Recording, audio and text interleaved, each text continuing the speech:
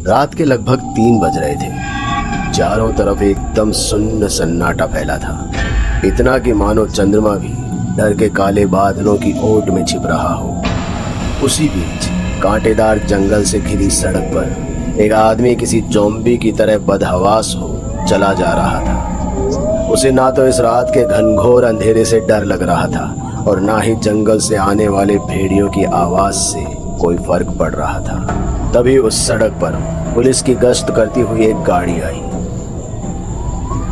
जिसकी नजर उस आदमी पर गई और उन्होंने गाड़ी स्लो कर दी। हेलो हेलो कंट्रोल रूम, मैं पीसीआर 22 से सामंत बोल रहा हूँ। इधर खंडर के पीछे वाले रास्ते में एक आदमी खूनम खून होकर चला जा रहा है। मैं यहाँ बिल्कुल अकेला हूँ, इधर मुझे बैकअप चाहिए जल्दी, तब तक मैं हालात का जायजा लेता हूँ। सामंत ने आदमी से कुछ दूर पीछे ही अपनी गाड़ी रोक ली थी और फिर गाड़ी से उतर उसकी तरफ रिवॉल्वर तानते हुए आगे बढ़ा।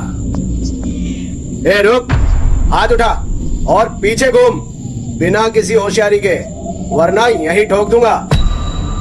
सामंत के कहने पर वो आदमी रुक तो गया, पर ना तो उसने अपने हाथ उठाए और ना ही पीछे मुड़कर देखा। इसलिए सामंत अपने रिवॉल्वर को और मजबूती से तानते हुए उसके करीब जा पहुंचा। अबे साले, तुझे समझ में नहीं आता क्या? बोला ना हाथ उठा और पीछे घूम, अब घूमता है कि ठोक डालूं? सामंत की बात सुनते ही वो आदमी चीखते हुए पीछे मुड़ा। तभी हड़बड़ाहट में सामंत ने अपने रिवॉल्वर के बेस से उस आदमी के सिर पर दे मारा, जिससे वो आदमी वहीं गिर पड़ा। उसकी पलकें ऐसे खुलने और बंद होने लगती है जैसे कि वो अपना होश खो रहा हो। उसका चेहरा पूरी तरह खून से सना हुआ था और उसके हाथ में एक चाकू था।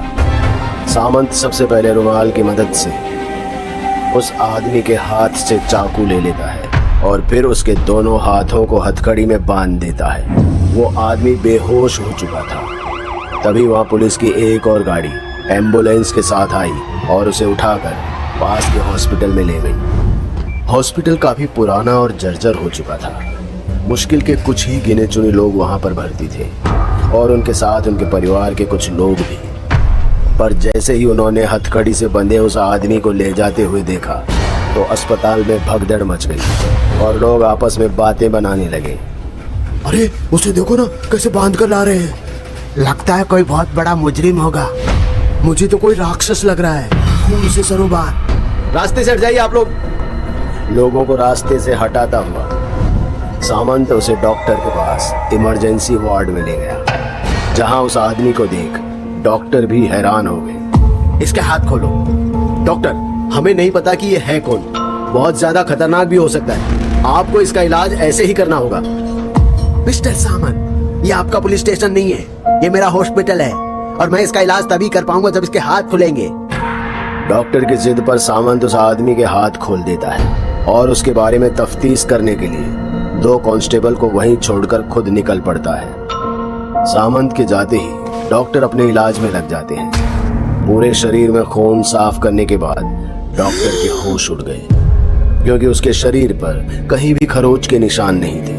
मतलब कि उसके शरीर पर किसी और का खून था। उसे देखकर डॉक्टर को हैरानी होने लगी कि आखिर ये कैसा दरिंदा है, कैसा कातिल है जो बिना एक भी खरोच खाए सामने वाले के खून से सरोबार हो गया। डॉक्टर वही रूम के कोने में लगे बेसिन में हाथ धोने लगा। लगता है कोई शातिर खूनी है, और भला मैं क्या इलाज करूं इसका, जब इसे कुछ हुआ ही नहीं। होश में आते ही पुलिस को सौंप दूंगा, बात खत्म। अरे अरे, ये लाइट को क्या हुआ? फ्रेडी, जनरेटर चलाओ। डॉक्टर इतना कहते हुए पीछे घूमा ही था कि एक झटके में लाइट आई और उसके सामने वही इंसान खड़ा था और उसके हाथ में था ऑपरेशन करने वाला ब्लेड। डॉक्टर की नजर उस स्कैल्पल को देखकर उठी ही थी कि उसने डॉक्टर के गले पर उसे घुमा दिया और एक बार फिर से उसका चेहरा खून से रंग गया और फिर उसने एक तेज चीख भरी जिससे पूरा अस्पताल गूंज गया।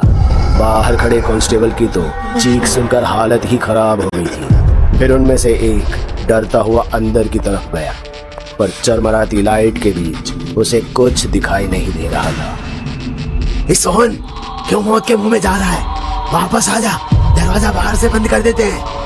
अबे साले, डरता क्यों है? पुलिस है हम, अगर हम ही डर जाएंगे तो बाकी के लोगों का क्या होगा? अबे मामूली हवलदार हैं हम, अभी भी कह रहा हूँ वापस आ जा, सामंत सर सब आकर देख लेंगे। डर मत, राइफल है मेरे पास। सोहन ने राइफल उठाई थी कि वो इंसान किसी भेड़िए की तरह उस पर पीछे से झपटा और अपने दोनों हाथों से उसके गले को फाड़ने लगा। सोहन के हाथ से राइफल छूट गई और वो अपने आप को उससे बचाने की कोशिश करने लगा। उसे देखकर दूसरा हवलदार समझ गया कि सोहन अब नहीं बच पाएगा, इसलिए वो दरवाजे को बंद कर देता है। कमरे से सोहन के निकलने वाली चीख को सुन काफी सारे लोग इकट्ठा हो गए थे, पर किसी की हिम्मत नहीं हुई कि अंदर जाए। कुछ ही देर में वहां सामंत भी आ गया। उसने देखा कि कोई खिड़की से उस दरिंदे से बात कर रहा है। विक्रम सर, मैं मजबूर था, उस हादसे के बाद मैंने डिपार्टमेंट भी छोड़ दिया, फिर भी उन लोगों ने हत्या का बोझ मेरे सीने में उतार लिया। यह अकेले मेरा हाल नहीं है तेजस, मेरे जैसे कितने लोग उस दिन बचे थे, अब वो सब कहीं ना कहीं तबाही मचा रहे होंगे। अगर तुम लोगों ने उन्हें जंगल से नहीं भगाया होता तो आज ये नहीं होता। ए, कौन है तू और क्या लगता है तेरा ये खूनी? और साले कौन सी गैंग है तेरी जो इतनी तबाही मचा रही है? पता नहीं तो सबको यही तोड़ता हूं मैं। ये बोलना, बोलता क्यों नहीं? साले 2 मर्डर करके हीरो बनता है और तू बता क्या बात चल रही थी? सामंत की बात सुनते ही विक्रम चांद की रोशनी से तुरंत भेड़िए में बदल गया और कमरे के अंदर तबाही मचाने लगा। जोर जोर से दरवाजा पीटने लगा। सामंत को विश्वास ही नहीं हो रहा था कि उसकी आंखों के सामने ये सब क्या हो रहा है। वो पीछे हटते हुए किसी को फोन करने लगा, पर तेजस अभी भी खिड़की से विक्रम को शांत करने की कोशिश कर रहा था। तभी सामंत ने तेजस को कॉलर से पकड़ते हुए दूसरी तरफ खींच लिया। ओए, क्या चल रहा है ये सब? जल्दी बताओ वरना जान से मार दूंगा। तभी से इंस्पेक्टर, सीबीआई रिजॉइन किए हुए ज्यादा दिन नहीं हुए मुझे, बस एक कॉल और तेरी वर्दी उतर जाएगी। और ये सब जो हो रहा है इसकी साजिश आज से कई साल पहले जंगल में हुई थी। तेजस सामंत को करीब 4 साल पहले की कहानी सुनाता, उस जंगल की जहाँ शहर के रहन सहन से दूर एक कबीले वाले रहते थे, जहाँ की जमीन के ऊपर कई बिजनेसमैन की नजरें थी, क्योंकि उसके नीचे अरबों खरबों के मिनरल्स दबे हैं। इसलिए वो उस जगह को किसी भी कीमत पर खाली करवाना चाहते थे, पर उन्हें पता नहीं था कि वो कबीले वाले कोई आम कबीले वाले नहीं, बल्कि इच्छाधारी भेड़ियों का बसेरा था। विक्रम भी उन्हीं के काटने से भेड़िया बना, लेकिन वो उनका बुरा नहीं चाहता था, वो तो उन्हें बचाना चाहता था। फिर एक दिन किसी बड़े आदमी के कहने पर पूरे कबीले के ऊपर ओपन फायर करवा दिया गया। कई मरे और कई भाग गए। तब से उस जगह पर उन बिजनेसमैन का कब्जा है और उसी कबीले में उनके कुल देवता की प्रतिमा भी है, जिनके आशीर्वाद से ही ये भेड़िया से इंसान बने और केवल पूर्णिमा के दिन ही भेड़ियों में बदलते थे। पर बदले में उन्हें हर पूर्णमासी को कुल देवता की साधना करनी होती थी, जो अब नहीं हो पा रही है। इसलिए ये अब सिर्फ पूर्णमासी ही नहीं बल्कि हर दिन भेड़ियों में बदल जाते हैं और तबाही मचाते हैं। समझे इंस्पेक्टर? और सब लोग यहाँ से भाग जाओ, क्योंकि अगर ये बाहर आ गया ना तो सबको खत्म कर देगा। तेजस की बात सुनते ही सब लोग डर के मारे भागने लगे, खुद तेजस भी। सामंत भी वहां से भागने को हुआ ही था कि तभी किसी भागते हुए इंसान से उसकी टक्कर हुई, जिससे वो वहीं गिर गया। उसने उठने की कोशिश भी की, लेकिन उठ नहीं पाया।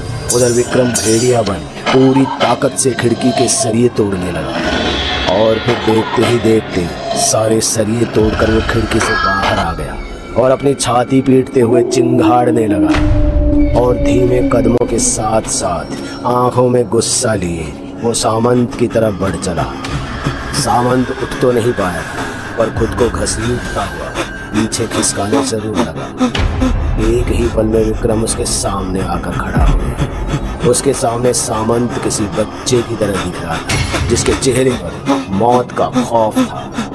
विक्रम ने अपने हाथ को उठाया और सामंत को टांग से पकड़ते हुए उल्टा लटका दिया और दूसरे हाथ से वो उसे फाड़ने ही वाला था कि तभी विक्रम को तेज झटका लगता है और सामंत उसके हाथ से छूटकर नीचे गिर गया। और अगले ही पल 2 लोगों ने उसे खींचकर अलग कर दिया और अलग करते ही उसे बिजली के झटके देने लगे और तब तक देते रहे जब तक जमीन पर गिर वो वापस से इंसान नहीं बन गया। इंसान के रूप में आते ही विक्रम बेहोश हो गया और लोग उसे जंजीर से बांधकर डॉक्टर के पास ले गए, जहाँ बिस्तर पर वो कई दिनों तक बेहोश रहा।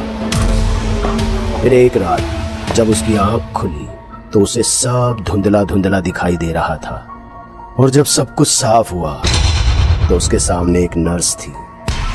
सर, पूरे 5 दिन के बाद आज आपने पूर्णमासी के दिन आँख खोली है। लगता है आपका जन्म ही भेड़िए को खत्म करने के लिए हुआ है। पाँव पर पट्टी देखकर डरो मत, जख्म गहरा है लेकिन जल्दी भर जाएगा। नर्स के इतना कहते ही लाइट कट गई। अरे ये क्या हुआ? आप यही रहो, मैं देखती हूँ।